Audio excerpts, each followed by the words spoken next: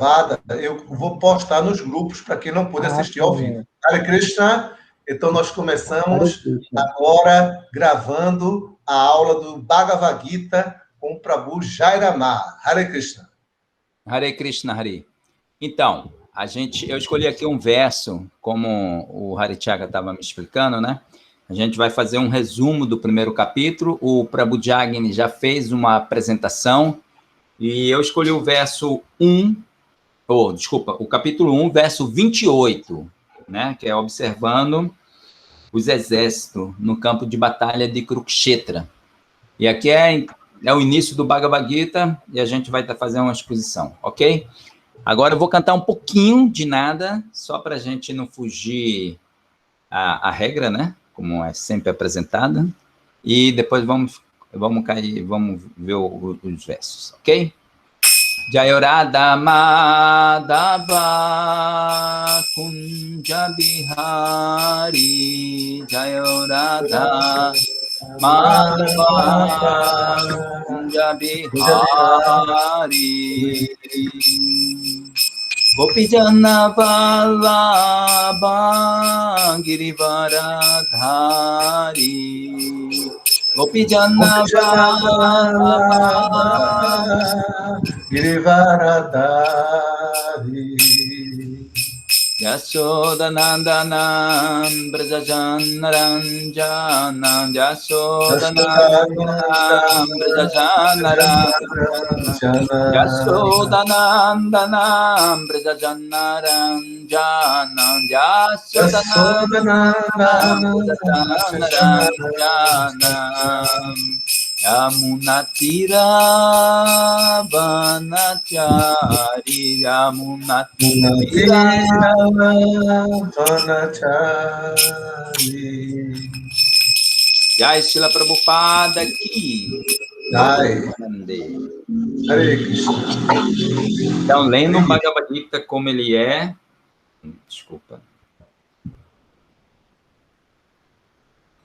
Verso número 28. Deixou. Aqui. Então, vamos ler o verso número 28. Om Namo Bhagavate Vasudevaya. Om Namo Bhagavate Vasudevaya. Om Namo Bhagavate Vasudevaya. Então, verso 21 do capítulo 1. Arjuna Uvacha Drishpem Swanjanam Krishna Yuyutsum Samupastitam Siddhanti Mamaghatrani Mukancha Parashusyati. Então, a tradução e o significado deste verso, dados por Srila Prabhupada. Então, vamos ler a tradução.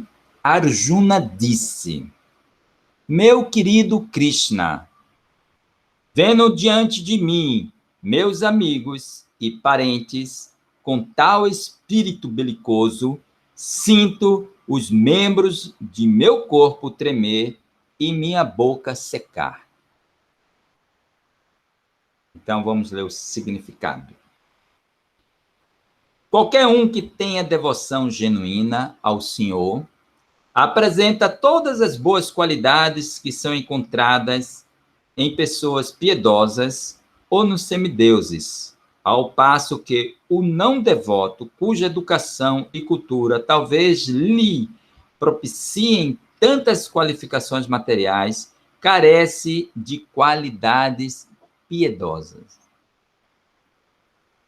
É por isso que Arjuna, logo após ver seus familiares, amigos e parentes no campo de batalha, sentiu imediatamente muita compaixão por essas pessoas que haviam decidido lutar entre si.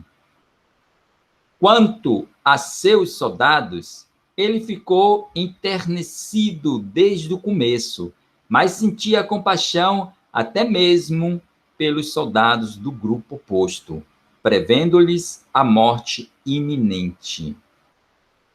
Enquanto mergulhava nesses pensamentos, os membros de seu corpo começaram a tremer e sua boca ficou seca.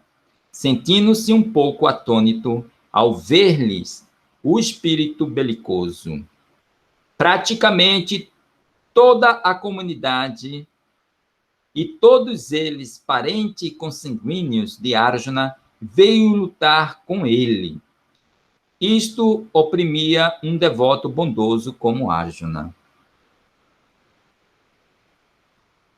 Embora não se mencione aqui, facilmente pode-se imaginar que não só os membros do corpo de Arjuna tremia e sua boca secara, mas ele também derramava lágrimas de compaixão.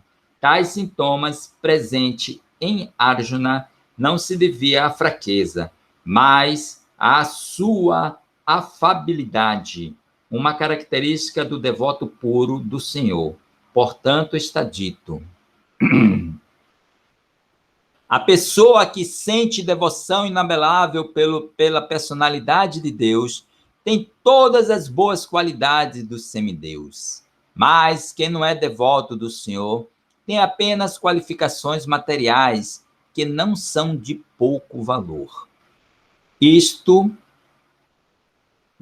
são de pouco valor.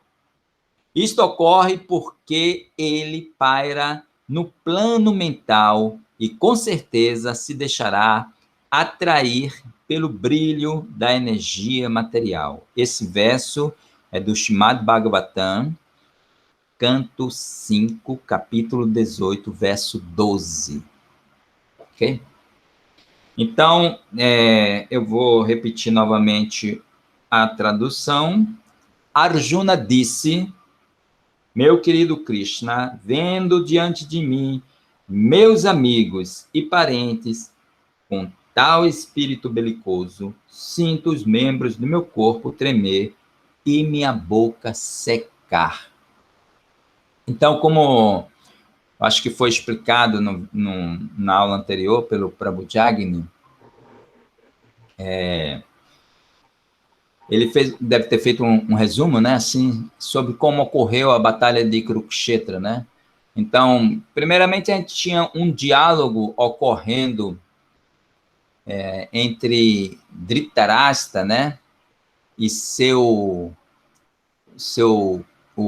conselheiro que estava narrando o Bhagavad Gita, o que estava acontecendo no campo de batalha para a Mataji entrou. Oi, Karuna, tudo bem? Oi, tudo bom? Hare Krishna, um pouco atrasada, mas estou aqui presente. Ah, legal. Então, esse diálogo estava acontecendo e estava se tendo um diálogo entre Krishna e Arjuna no campo de batalha de Kurukshetra, né?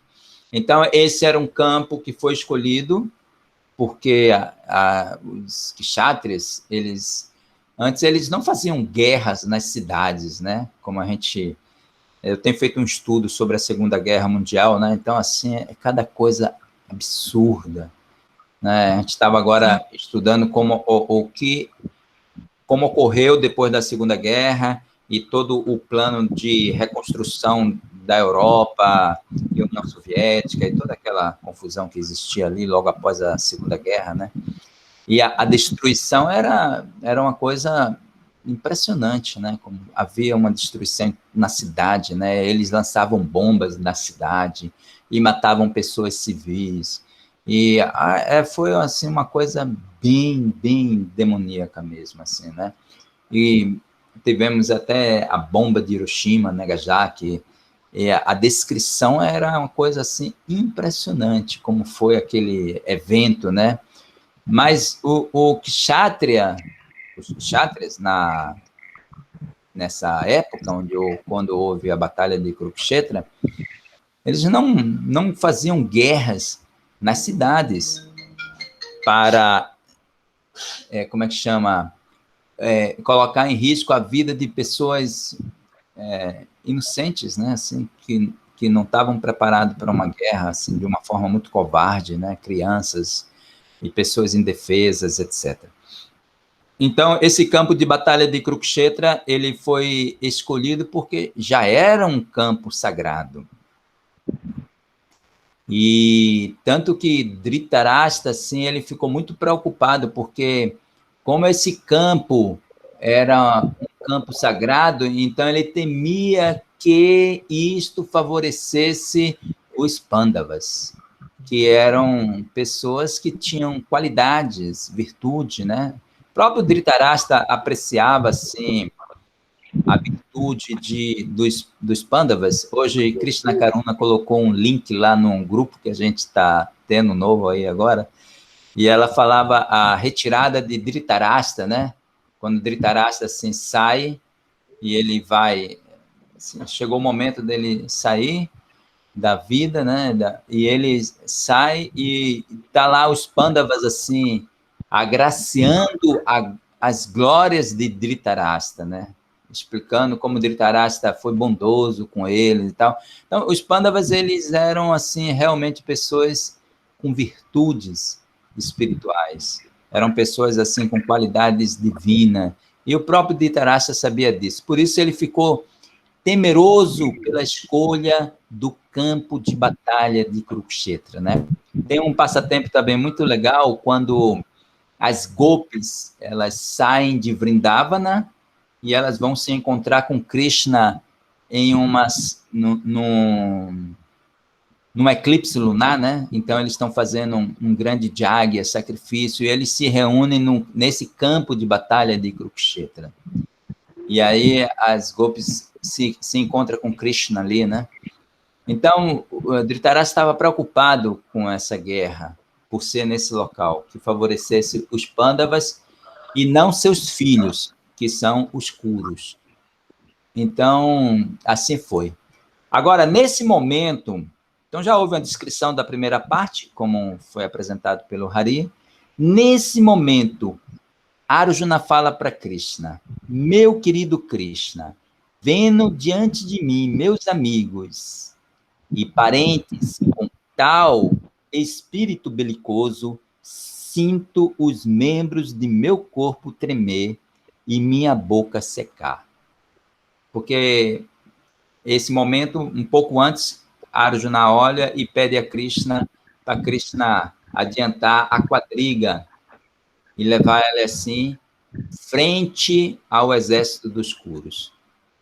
E é exatamente nesse momento aqui que Arjuna vai até lá, e quando ele vê seus amigos, seus parentes, seu mestre, né? Também Krishna estava lá assim presente, seu mestre de arma, Dronacharya, e todos aqueles grandes guerreiros. Então ele ficou muito triste, né? Ele ficou muito triste. Aqui, então, esse é o que acontece. Eu acho que tem um celular ligado aí que está sempre falando oi, oi. Não sei de quem. O meu não é, porque eu estou falando pelo computador. Bom, então, voltando ao assunto aqui. Então, nesse momento, Arjuna pede a Krishna. Krishna leva Arjuna até frente ao exército. E ele declara isso para Krishna, né? Que ele está completamente confuso, né? E no capítulo 2, logo no início do capítulo 2, que aí é que Krishna começa a fazer, descrever, começa a fazer a sua pregação para Arjuna, né? Convencer Arjuna a lutar. Porque todo esse Bhagavad Gita, ele foi falado nesse momento, que Arjuna pede para Krishna adiantar a quadriga até a frente do exército dos Kurus, e ali Krishna narra todo o Bhagavad Gita, porque Arjuna se encontrou confuso. Ele aqui já declara, né, a sua situação, porque ele viu Bhismadeva do outro lado. Bhismadeva era seu avô de arma, era um grande guerreiro, né? Ele viu Dronacharya, seu mestre de arma. Ele viu várias personalidades assim que eram amigos dele, assim, né? Karna estava lá. Karna era muito poderoso, né? E Karna, assim, ele sempre tinha uma rincha muito forte com Arjuna, né? E Arjuna sabia que tudo isso não era muito favorável, né? Então, seus guerreiros, e todos aqueles guerreiros, quantas pessoas não iriam morrer? Depois, aí agora, ele declara isso, e ele começa a descrever outra situação. Meu corpo está todo tremendo, Meus pelos estão arrepiados, meu arco Gandiva está escorregando de minha mão. E minha pele está ardendo. Já não tenho mais capacidade de continuar aqui. Estava a fim de sair fora, né? Estou esquecendo-me de mim mesmo e minha mente está girando. Eu só vejo motivo para o infortúnio, ó Krishna, matador do demônio Keshi. Aqui tem uma importância muito grande, porque Arjuna se dirige a Krishna como o matador do demônio Keshi, né? Ele queria que Krishna matasse suas dúvidas, né? Não consigo ver o bem que decorreria da morte de meus próprios parentes nesta batalha. Nem posso eu, meu querido Krishna, desejar vitória alguma, reino ou felicidades subsequentes. Então, Prabhupada, no significado do verso que nós lemos, o verso 28, ele enaltece esses sentimentos que Arjuna estava tendo. Ele fala que esse sentimento é um sentimento próprio de um devoto, né, de um grande devoto de Krishna, porque os devotos, naturalmente, eles são atribuídos de sentimentos benevolentes pela humanidade, né, para com o próximo, né? Então, esse é o sentimento que Arjuna estava tendo ali, e Prabhupada explica, ele estava tendo esse sentimento porque ele era um Vaishnava, porque ele era um devoto de Krishna. Então, por ele ser um devoto de Krishna, ele exprime essas qualidades, né? Ele apresenta essas qualidades. Então, Arjuna começa a descrever toda a situação da batalha de Kurukshetra, porque ele depois, mais na frente, ele ainda diz assim, olha, dessa batalha vai vir, assim, muitos filhos indesejáveis. Por quê? Porque ali, normalmente, quem estava na batalha, né, em sua maioria completamente consistente, eram homens, né, chefe de famílias, que tinham esposa, filhos, e ele dizia assim, bem, esses homens, quando morrerem, suas esposas vão ficar desamparadas, seus filhos vão ficar desamparados. Então, Arjuna dizia assim que isso vai ser um caos para a sociedade.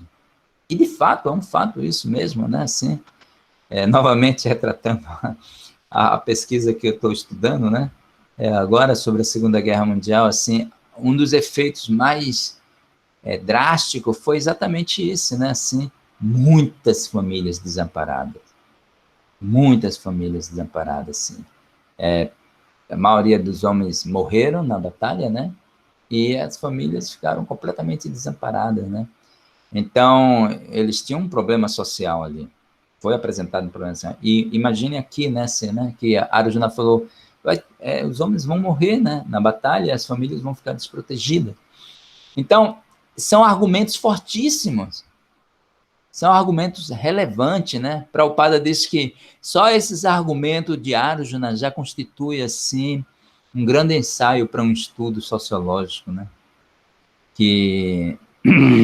Mas Krishna vai mais além ainda, né? Quando a gente vai entender isso, quando iniciarmos, assim, o segundo capítulo do Bhagavad Gita, quando Krishna fala assim, bem, tudo bem, muito aplaudido, aplausos para você, você é uma pessoa muito inteligente. E aí ele diz assim, né, na realidade ele não falou isso, mas ele falou, falando palavras sábias, você está se lamentando pelo que não é digno de pesar. Um sábio não se lamenta nem pelos vivos, nem pelos mortos. Então aqui, nesse momento, Krishna começa a convencer Arjuna a lutar. Então, o Bhagavad Gita ele tem toda essa tônica, né? Primeiro capítulo descreve a lamentação de Arjuna, completamente, né? E o motivo pelo qual ele não queria participar dessa batalha. E também, assim, ele vai até Krishna, ele doido que Krishna disse, mesmo, né? Vamos deixar um pouco de lado isso e não vamos querer essa batalha. Mas, assim, um fato também interessante, que não é descrito aqui no Bhagavad Gita, né? Pelo menos assim, não explicitamente, é que antes de haver esse momento da batalha de Kurukshetra, tanto Arjuna quanto Krishna, os Pandavas em si, né? Eles tentaram de tudo para não ter a guerra. Inclusive, os Pandavas disseram assim, tudo bem, que vocês fiquem com tudo. Deem apenas um pedaço de terra, uma cidade, um lugar que a gente possa residir, dirigir, fazer, né? Eles estavam pleiteando um local, né? Uma cidade, para que eles ficassem lá e tivessem seu território, né? E aí o escuro Duryodhana, com seu espírito assim bem bem maligno, né? Uma pessoa que não é muito consciente, ele morria de tanta inveja dos Pandavas, né? Que ele não conseguia admitir os Pandavas assim de forma pacífica, né? Ele achava que, como ele tinha o apoio de Bhismadeva, de Dronacharya, de Karna e outros guerreiros assim, então ele facilmente iria vencer, né? Aí ele estava muito inflado, né? Muito orgulhoso disso, ele não quis dar nada para os Pandavas. Disse, não vamos dar nada para os Pandavas. Ah, Flávia, tudo bem? Boa noite. Então, assim, ele não quis dar nada para os Pandavas. E os Pandavas insistiram por várias vezes que eles não queriam essa guerra. Realmente eles não queriam, porque sempre uma guerra é algo assim muito que prejudica a todos, né? Mas assim os Kurus, eles quiseram a batalha. E porque Krishna estava do lado de Arjuna, assim, Krishna, os Kurus, os Pandavas saíram vitoriosos dessa batalha, né? A gente tem um filme que é muito bom, né? Esse filme, o Mahabharata, ele é bem próximo mesmo, assim, do que nós ouvimos já de Prabhupada, de vários devotos narrando sobre a batalha em si, né? Os passatempos da batalha de Kurukshetra e do próprio Mahabharata, né? Então, aí descreve lá a batalha, né? E todos os detalhes dessa guerra e várias lutas e entraves que tiveram, por exemplo, quando Arjuna assim derrota Karna, como foi, todos os detalhes, é muito bonito. Esse filme é muito interessante, você assiste ele e você começa a lembrar de tudo que você já escutou, viu, e vê como eram magnânimas essas pessoas, né? Mesmo os kshatriyas, né? Mesmo Karna, quando Karna está assim, abandonando o corpo, e Kunti vem até ele, né? Assim, porque a guerra, a batalha, ele tinha algumas características interessantes. Por exemplo, ele tinha um horário de começar e naquele horário de terminar. Quando tocasse o búzio para o fim, que era exatamente quando o sol está se pondo e a noite está chegando, eles paravam a luta completamente. Então, você estava lá lutando e você estava pronto para derrotar aquela pessoa, mas se tocasse o búzio, então pararia ali, né? E nesse momento, o Karna, ele fica assim num leito da morte, né? E a sua mãe, Kunti Devi, né? Que também é mãe dos Pandavas, né? Isso já é outra história que a gente depois pode contar. Mas ela vai até Karna, né? E lá, assim, há uma descrição muito bela, né? Como é, né? O relacionamento. Então, é interessante. Quem tiver a oportunidade, que veja que esse vídeo, esse filme, né? O Mahabharata, é muito interessante de se ver, né? Os devotos têm, eu tenho ele, quem tiver interessado, só disponibilizar um HD externo e eu posso passar para vocês e vocês assistirem assim, né? Sem nenhum problema. Bom, mas voltando ao ponto da aula, eu tenho agora assim, a Krishna Karuna falou assim, Jaramal, o tema é livre. Aí eu disse, puxa vida, tema livre, né? Então, eu tenho falado assim, comentado, né? Se bem que existe assim, a gente tem a nossa parte filosófica, né? A nossa parte que está ali contida no Bhagavad Gita. O Bhagavad Gita, ele é assim, ele trata de uma filosofia pura, né? Quando Prabhupada Krishna começa a descrever que Arjuna não é o corpo. Ele essa descrição, porque Arjuna ele se encontra nesse estado de lamentação. É um estado muito próprio para a alma condicionada neste corpo material. Inclusive, uma das características de uma alma condicionada é que ela sempre está em um estado de lamentação, porque ela se identifica com o corpo material, né? Então, Arjuna estava nesse estado e Krishna, ele inicia o Gita, praticamente, né, falando que você não é o corpo material. Então, quando você vai estudar os Vedas, você vê que em todo Veda existe esse aforismo, que é a Tato Brahma Jignasa, né? Quer dizer, quem eu sou, da onde eu vim, qual a minha relação com Deus, para onde eu vou. Então, essa inquisição, esse questionamento, desculpem, esse questionamento, ele é o início de todos os Vedas. E não poderia ser diferente aqui no Bhagavad Gita, né? O Gita, como o Siddhanta de toda a literatura védica, né, ou a conclusão da literatura védica, Krishna começa exatamente explicando para Arjuna: você não é esse corpo material. Nós não somos esse corpo material. Porém, essa é uma questão muito interessante, né? Essa é uma questão da filosofia pura. O Gita é a filosofia pura. E você não é o corpo material, é uma filosofia pura. Mas existe um contexto do qual você está vivendo. E isso você não pode negar. Então, por isso que quando a filosofia Mayavadi, muitas vezes, ela é denominada como uma filosofia que ela tem uma carência ou ela tem um problema, é porque ela desassocia esse mundo de uma realidade. Então, ele diz que esse mundo, ele não existe. Né? Simplesmente, esse mundo não existe, ele não é real. Esse é um dos pontos da filosofia Mayavadi, né? E os Vaishnavas, eles dizem assim: não, esse mundo é real. Agora, você tem que utilizar este mundo para o serviço a Krishna. Porque quando você começa a entender: eu não sou esse corpo material, eu sou a alma espiritual. Aí, quem eu sou? Alma espiritual. Qual minha relação com Deus? Serviço devocional.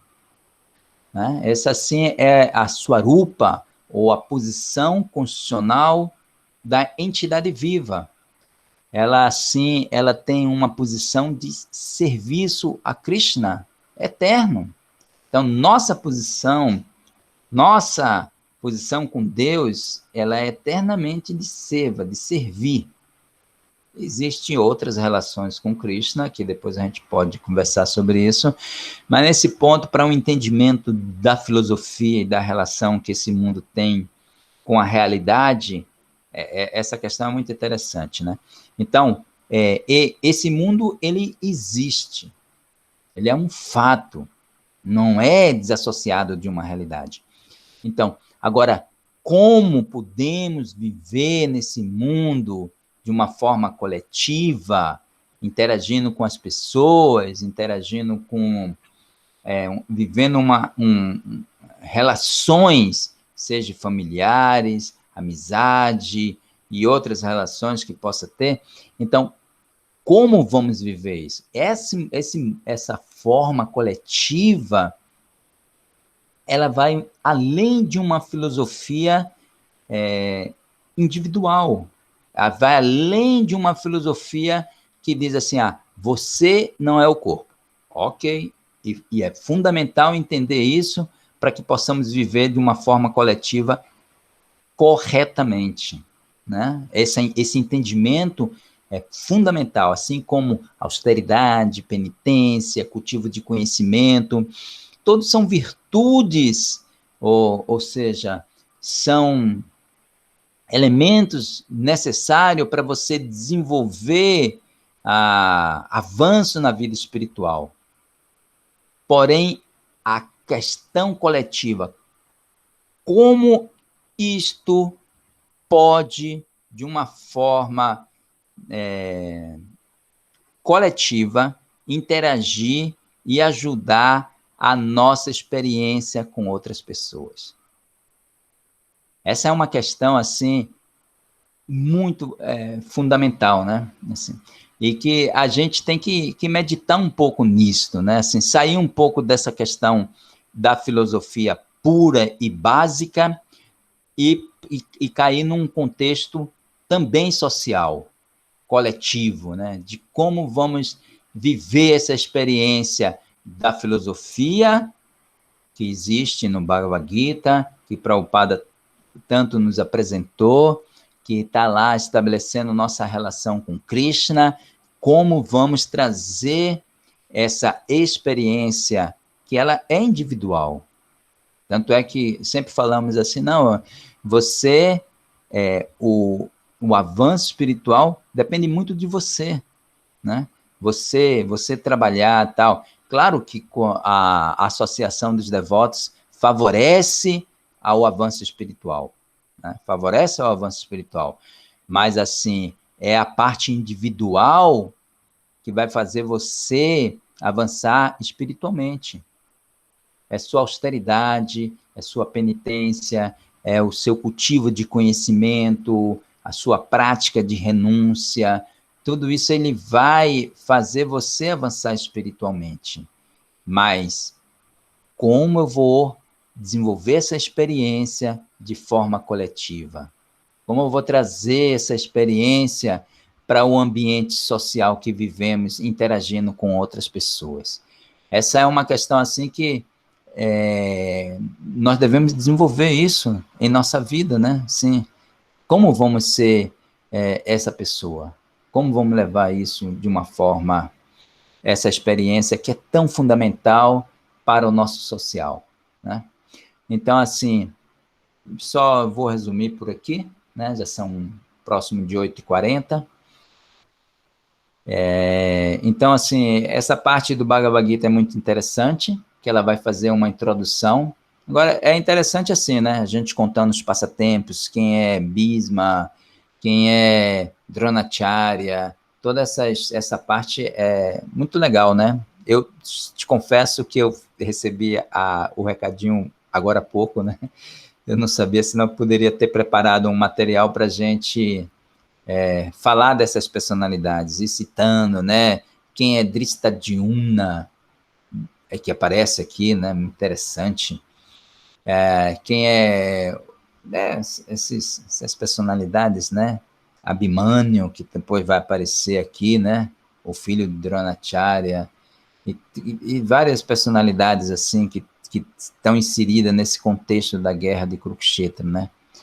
Então, assim, mas quando começarmos o segundo capítulo do Bhagavad Gita, aí a gente vai estar interagindo com a filosofia mesmo, né? E é muito legal. Tem alguns estudos do Gita, né?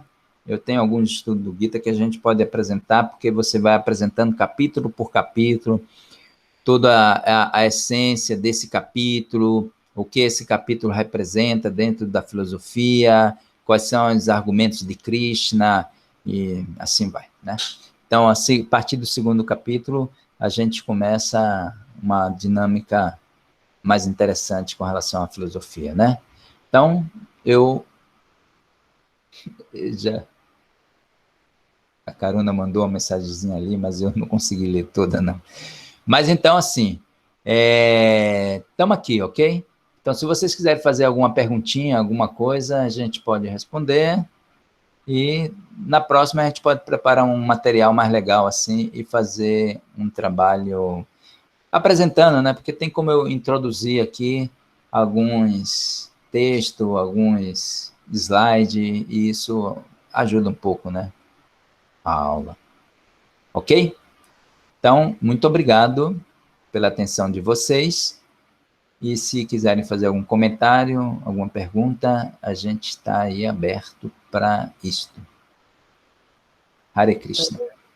Eu tenho, assim, alguns, não sei se perguntas, mas alguns Eu não estou lhe comentários. ouvindo, Prabhu, direitinho. Bota o microfone pertinho da sua boca. Assim. Eu falei baixo mesmo. Então, tá dando para ouvir nesse tom, nesse Não, nível? ainda não. Traz o microfone mais para próximo. Abaixo aqui para mim também. Deixa eu só ver aqui, porque pode ser a Você configuração. está com fone de ouvido, né? Sim, eu vou ver a configuração Alguém, se a outra pessoa puder fazer pergunta, eu vou ver aqui. Só um instante, rapidinho. Tá?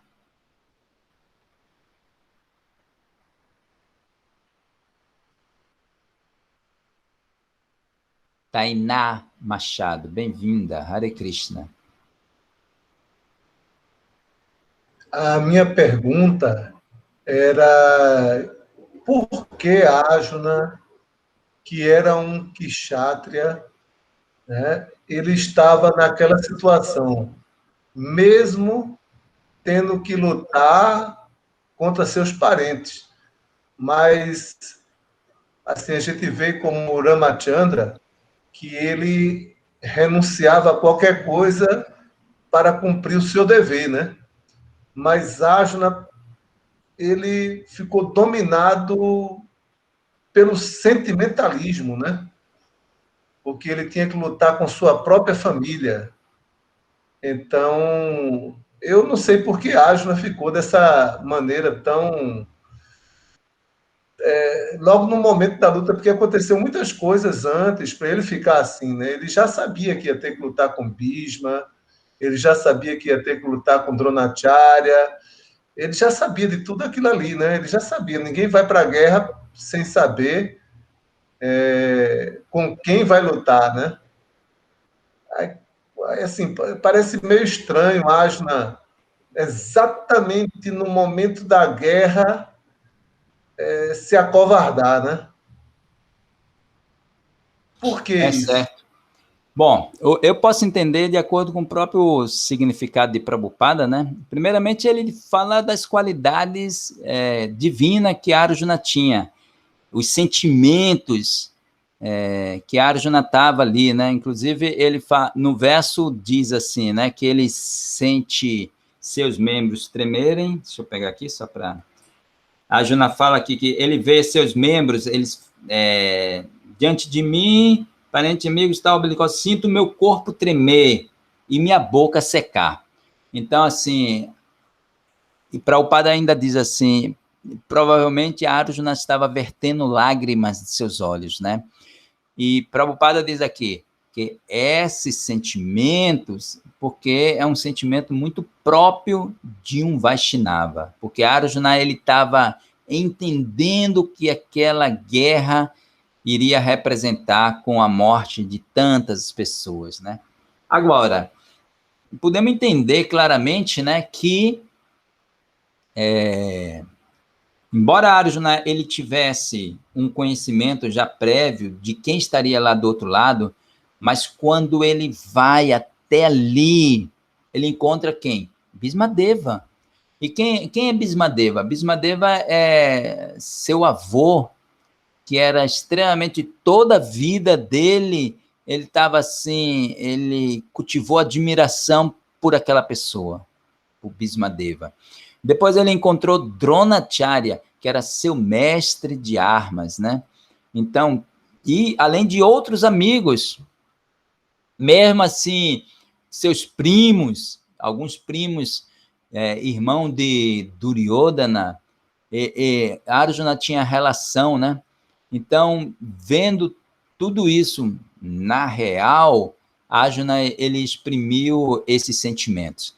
Agora, também nós sabemos que toda essa situação ela foi criada, proporcionada pelo próprio Krishna para que ele pudesse falar o Bhagavad Gita, né? Então, assim, ele criou essa situação e Arjuna, assim, colocou como...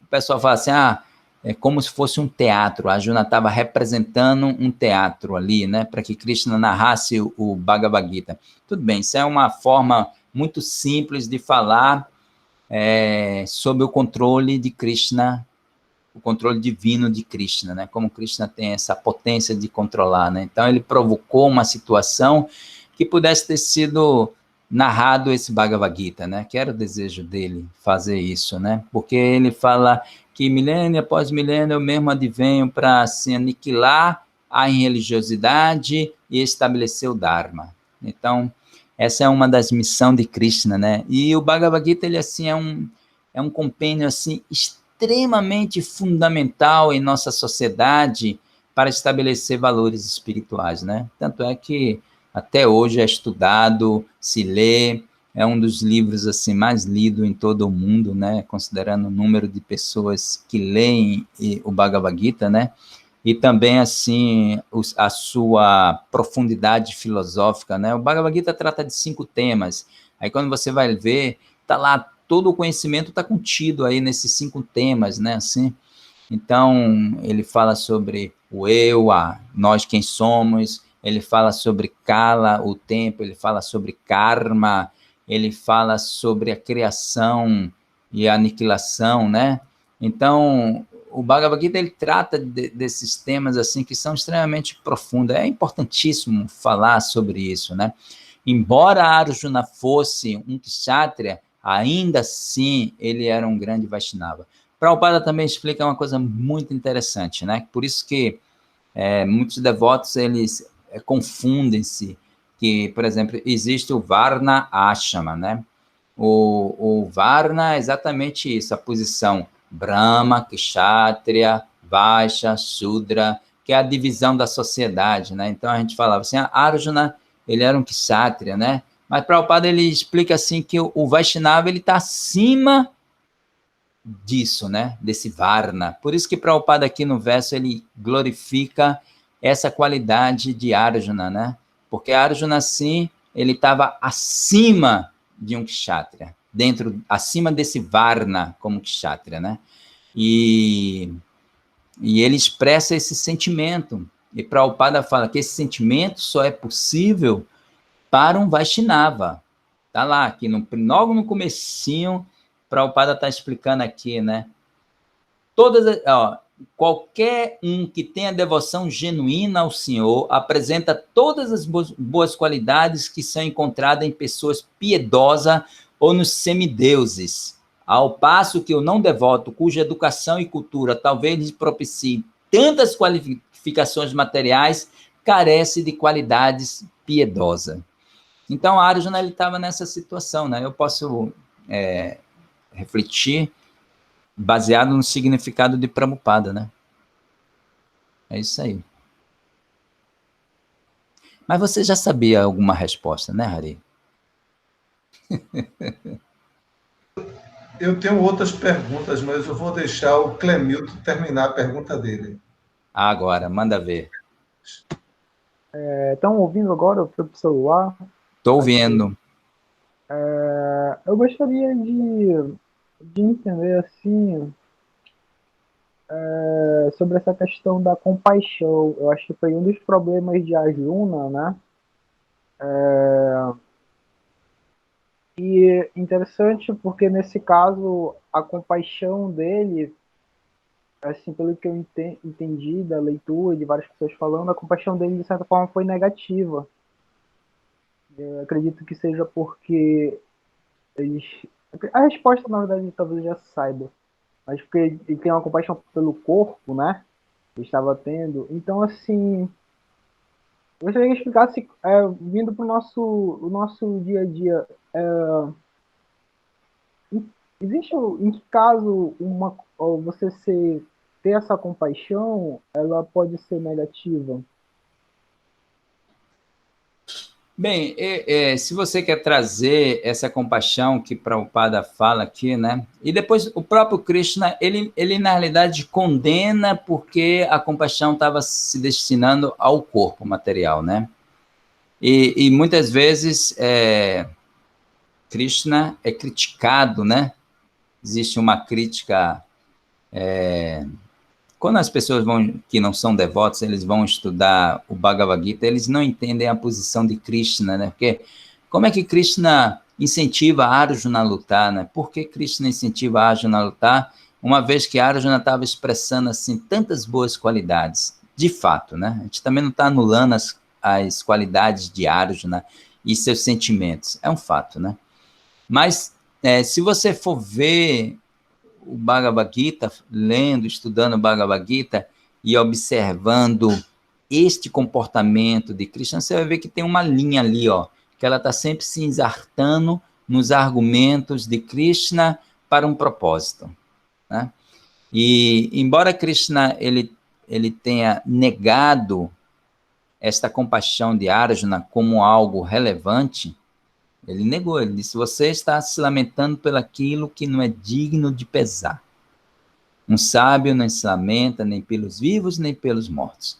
Então, quando você observa todo o Bhagavad Gita, Krishna vai colocando razões claras para que haja a guerra. Mas essas razões, elas estavam ali estabelecidas através do Dharma. Ele queria estabelecer o Dharma. Por quê? Porque os Kurus e toda a liderança ali, eles eram assim muito maléficos à sociedade. Eles estavam produzindo, naquele momento, assim, uma sociedade materialista.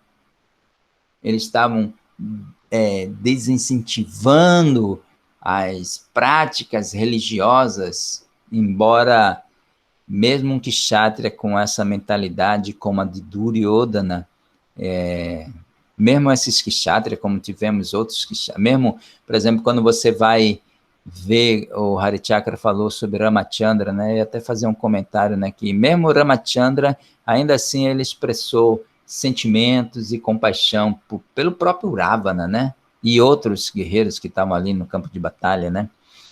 E você vai ver sobre Ravana, né? Ravana, embora ele fosse uma pessoa muito demoníaca, né, mas ele tinha virtudes e qualidades assim que estava lá muito próprio, né? Ele foi convidado pelo próprio Ramachandra para fazer a cerimônia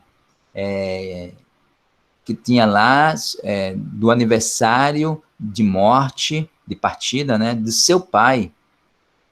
Então, eles queriam um Brahmana qualificado. E olha que de todas as personalidades, quem tinha essa qualidade era Ravana, né? E Ravana foi convidado. Para você ver como essas pessoas, embora tivessem muitas qualidades, ainda assim eles estavam promovendo uma sociedade ateísta, né? Que é o caso dos Kurus, né? Então, Krishna ele queria estabelecer o quê? O Dharma. E ele entendia que para estabelecer o Dharma, essas pessoas teriam que ser aniquiladas. Porque somente então ele iria estabelecer o Dharma e haver uma purificação nesse planeta, nesse sentido, né? Então, Krishna promoveu a batalha de Kurukshetra com esse propósito, né? Então, esse sentimento de misericórdia também é expressado quando você traz aqui para a atualidade, né? Como com Chaitanya Mahaprabhu. Chaitanya Mahaprabhu, ele sendo o próprio Krishna com os sentimentos de Radharani, certo?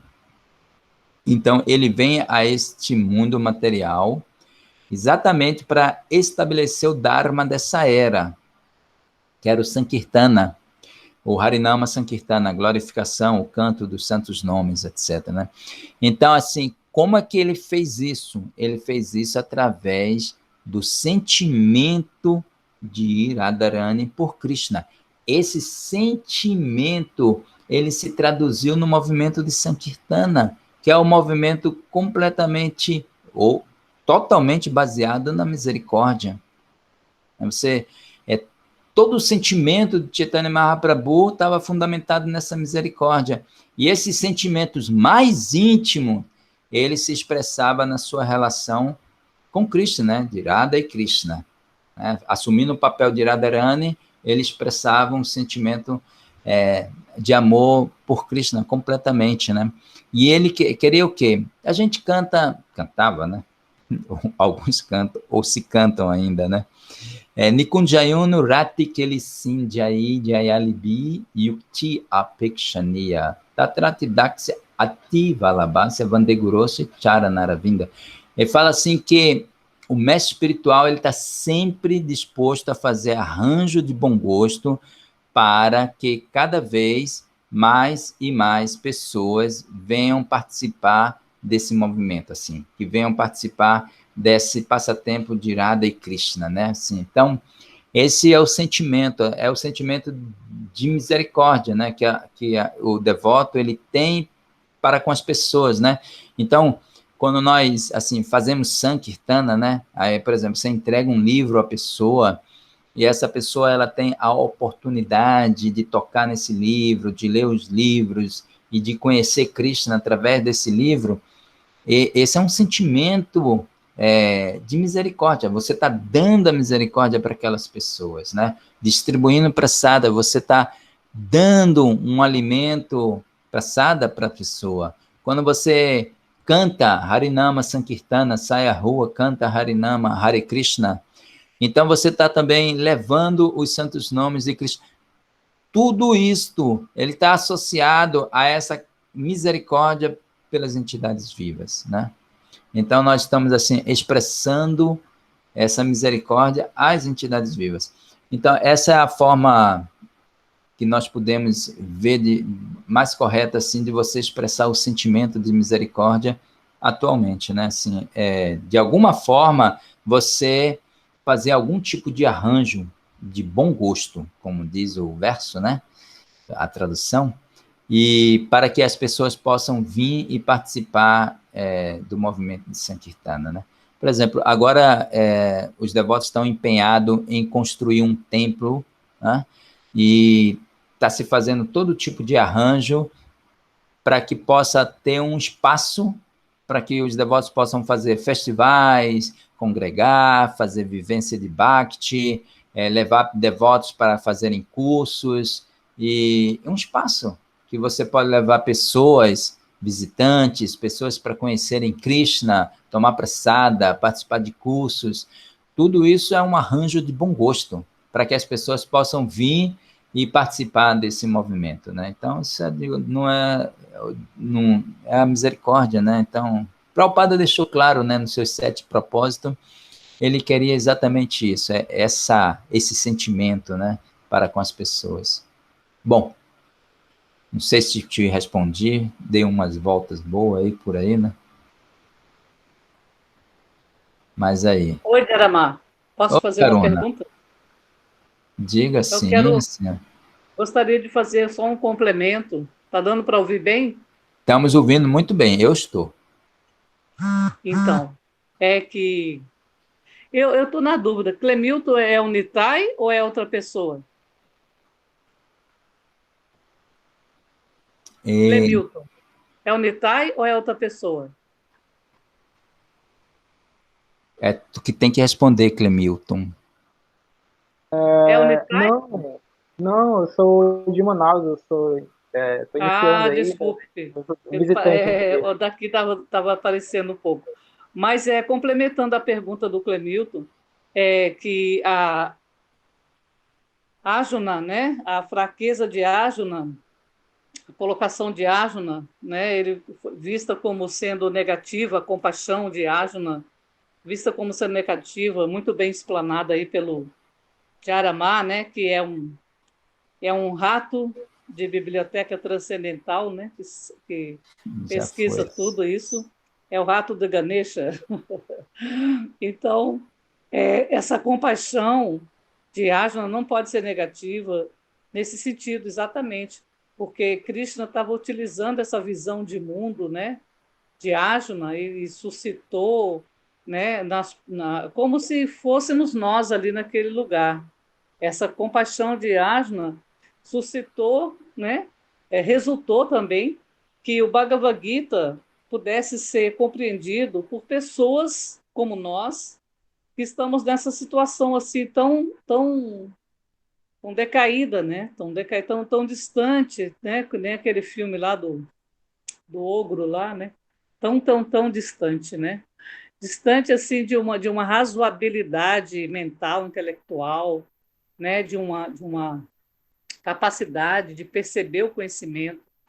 E nós, em Kali Yuga, somos blindados e também brindados, né, com R e com L, com aquelas 4 qualidades, as 3 qualidades maravilhosas, né? Manda, Sumanda, Matayo, né? Azarento, briguento, azarado, sempre cheio de péssimas intenções. Então, para que a gente se aproxime desse conhecimento, seria preciso muito sabão e água sanitária, né? Muitas eras, renascimentos. E Srila Prabhupada trouxe esse Bhagavad Gita aí para nós, e essa compaixão de Arjuna veio a calhar, né? Porque ele estava se lembrando, né? Como é que essas criaturas, né? Essas criaturas assim tão distantes desse, tão impossível para nós alcançar isso. Então, essa tradução literal, né, de Srila Prabhupada, né, literal do espírito natural do Bhagavad Gita, né, atingir Glanir, só lembro dessas 2 palavras do mantra, tem um mantra bacana. Sempre que a irreligião está em ascendência e a religião em decadência, aí Krishna mesmo vem e dá-lhe uma lapada, né? Então, essa é uma colocação. A outra é uma pergunta direta para nosso caro Jaramá. Prabhu, muita gente fala que o Bhagavad Gita, falado naquela época, aquelas palavras já não servem mais para hoje, que precisamos adaptar, que precisamos reinventar a roda, que nós precisamos colocar palavras palatáveis, né? Que não podemos mais dizer à pessoa que você não é o corpo. A gente tem que colocar, Prabhupada já dizia, né? Escrever veneno no rótulo da garrafa que tem o remédio. Mas essa é uma habilidade, uma arte, para não se perder a essência da mensagem, né? O mensageiro trouxe uma mensagem poderosa.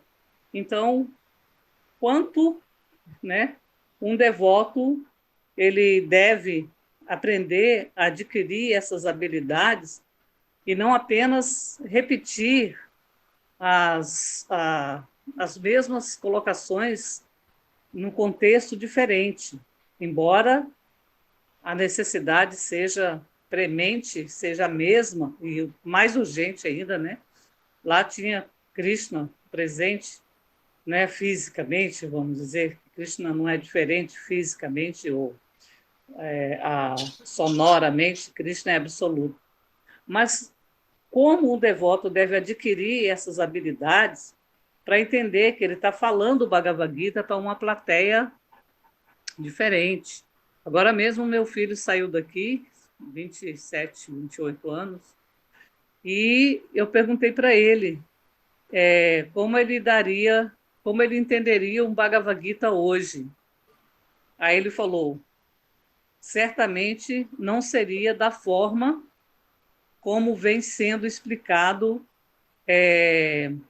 de maneira literal. Teria que haver adaptações. Então, minha pergunta para você é: que qualificações o pregador precisa adquirir para adaptar a mensagem sagrada do Gita para os dias modernos? Olha, eu podia te responder assim, bem diretamente, que são realizações, né? A pessoa ela tem que possuir essa Shakti, né? Realmente, né? Ela tem que ter isso dentro de si. A gente até entende o contexto de pregar o Gita ou qualquer conhecimento, né? Prabhupada fez isso também, né? E próprio Bhaktisiddhanta, ele também fez algumas mudanças e também adaptou, né? O próprio Chaitanya Mahaprabhu, ele instruiu Rupa Goswami, Sanatana Goswami, os Goswamis de Vrindavana. Rupa Goswami, ele deu uma instrução que pegasse, traduzisse o Shastra, né, assim, e colocasse esse movimento de Sankirtana ali, contendo nessas traduções do Shastra, né? Então, é normal que em cada período a gente sofre algumas adaptações, claramente, sem mudar a essência. Você tem uma metodologia de pregação que vai diferenciando de acordo com a realidade que está apresentando, etc., né? Eu lembro muito bem que quando eu comecei a dar palestra, e depois quando eu fui para São Paulo e fiquei em Nova Gokula, e às vezes eu tinha que dar aula lá para um monte de gente, tarará, e eu disse, espera aí, eu vou fazer alguns cursos sobre palestra, né? Então, algumas técnicas que você aprende, né, assim, por exemplo, você, como um pregador, você pode, assim, filmar a plateia, né? E você vai assim, isso também é técnica de teatro, né? E você vai entender o público e você vai direcionando o seu tom de voz, timbre e assim, para o perfil da audiência, né? Então, você vai conduzindo a pregação, né, com habilidade, sem perder o objetivo do texto, né? E vai conduzindo. Aí eu disse, bom, agora a gente está em uma era diferente, né? A gente está na era digital. Muitas vezes você dá aula, agora estou falando com vocês. Algumas pessoas a gente vai vendo e tal, mas depois, claro, esse texto vai ser gravado, vai ficar ali, algumas pessoas vão entrar, algumas vão ver e tal. Você já não tem mais disponibilidade dessa técnica, dessa forma de pregar assim, né? Ok, Clemilton, depois eu entro em contato com você, tá? Aí, então vamos lá, voltando ao ponto. A gente entende que o Bhagavad Gita ele vai sofrer algumas mudanças, né? Assim, não o Bhagavad Gita em si, né? Mas a maneira como você vai apresentar o Bhagavad Gita, vai pregar. Mas, realmente, como você falou, a pessoa não pode perder essa oportunidade. Desculpe. Eu me confundi ali, que o Clemente, não é perder essa oportunidade. A pessoa, ela tem que ter a qualificação prévia. E qual é essa qualificação? Primeiramente, ela tem que estar conectada com um parampará, né? Ela tem que ser um representante da sucessão discipular, né? E depois, ela tem que ser uma pessoa, assim, muito qualificada. Ela tem que ter realizações, ela não pode chegar assim e sair mudando qualquer coisa, não, a essência, ela tem que se manter. Outra questão muito interessante, né, Prabhupada deu um exemplo muito vívido disso, né, que ele disse, quando eu cheguei no Ocidente, havia muitas traduções do Bhagavad Gita, mas todas elas não tinham essa essência, não continha esses ensinamentos, não transmitia o que Krishna queria falar no Bhagavad Gita. Então, e aí eu tive uma experiência muito legal quando eu morava em Manaus, né? O nosso amigo é de Manaus, né? Então, quando eu morava em Manaus, a gente foi até um lugar saindo ali, perto daquele hotel muito famoso de Manaus, Tucumã, Tacurumã, sei lá, Turumã, uma coisa assim. E a gente adentrou, foi fazer um piquenique com os devotos, né? E a gente foi entrando na mata, e depois a gente estava perdido. Que a gente foi atrás de cupuaçu, né? E aí, de repente... É o tropical, acho, desculpa. O tropical. Aí a gente viu uma casinha assim, bom, aí nos achamos, né? E a gente andava naquela época bem a rigor, né? Lá de Sika, alguns de Dote, as devotas sempre de Sari. E aí, de repente, quando o rapaz sai da casa e diz, Hare Krishna, vocês aqui? Uau, que maravilha e tal. Então, ele tinha se tornado um devoto sem nunca ter ido a um templo. Ele falava Chaitanya Mahaprabhu, o CH, o Caitanya Mahaprabhu, desculpe. Falava Caitanya Mahaprabhu, né? E porque ele lia lá no Gita, né? Chaitanya, o CA, né? Ele não tinha associação dos devotos, portanto, ele não sabia, não tinha internet naquela época, foi em 1984, muito tempo, né? Então, mas ele falou, e ele oferecia, se tornou vegetariano, oferecia o alimento para Krishna daquela forma, tudo com o Bhagavad Gita. Então, Prabhupada, embora Prabhupada tenha vindo aqui e apresentado o Bhagavad Gita e feito algumas mudanças, a essência permaneceu. Então, é natural que haja a necessidade de fazer algumas adaptações, né? Agora, também a gente tem que ver se essa crítica ela é pertinente, né? Porque também tem esse outro lado, né? Porque muitas vezes a juventude, principalmente a juventude, né? É sempre aquele sintoma de contradizer a geração anterior, né? Principalmente quando se trata de pais e tal, né? Eles sempre têm essa relação, né? Isso já é um fenômeno, assim, dentro do estudo sociológico e psicológico, etc. e tal, por aí. Então, assim, a gente tem essa questão também, né? Então, a crítica é pertinente. Eu acredito que há sempre uma necessidade de fazer algum tipo de mudança para aperfeiçoar a pregação de acordo com o tempo, lugar e circunstância. Isso o Prabhupada já falou isso, né? Mas a gente vai ter que ver se realmente essa crítica é pertinente. O que nós estamos querendo fazer realmente com essa crítica? Porque muitas vezes a gente vai fazer uma adaptação para o Bhagavad Gita ficar mais florido, ficar mais suave e ficar assim mais leve, né? Vamos dizer, são alguns argumentos que as pessoas dão assim, né?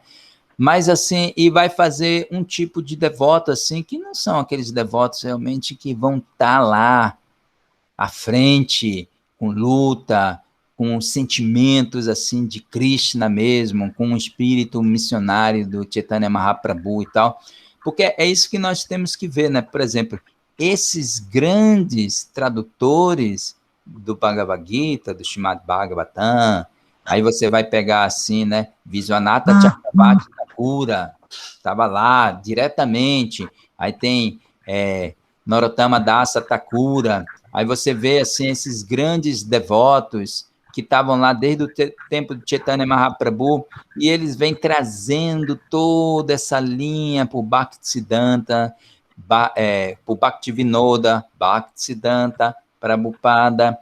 Então, essas personalidades, elas tinham aquele humor vindo de Chaitanya Mahaprabhu, dos Goswamis de Vrindavana, principalmente, que foi dado a ele essa missão, né?